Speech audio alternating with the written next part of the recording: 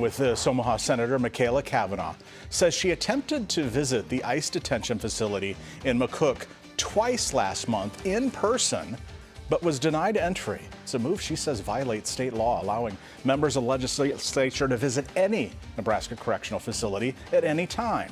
We'll explain why and break down that law in just a few minutes. President Trump today announcing a $12 billion aid package for farmers. Some farmers whose crops were affected by tariffs will receive cash payments through the program. The Agriculture Secretary says money should begin flowing by the end of February. Today, Omaha Police giving us an inside look at some of the changes to how officers are being trained now when it comes to traffic stops and concealed carry firearms. This comes after Bud Crawford's traffic stop this summer, in which Crawford and everyone in his car were held at gunpoint after they said they had legal guns inside. Now officers must ask one new question at every stop, and that is, do you have a gun in the car?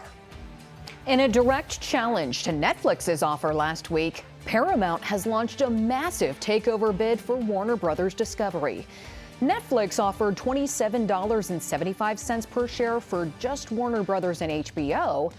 Paramount has now offered $30 per share in an all-cash deal for the entire company.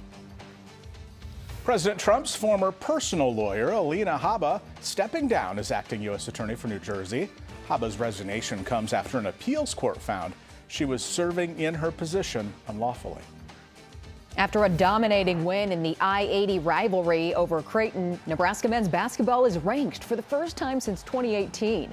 AP voters ranked the undefeated Husker men number 23 in this week's poll.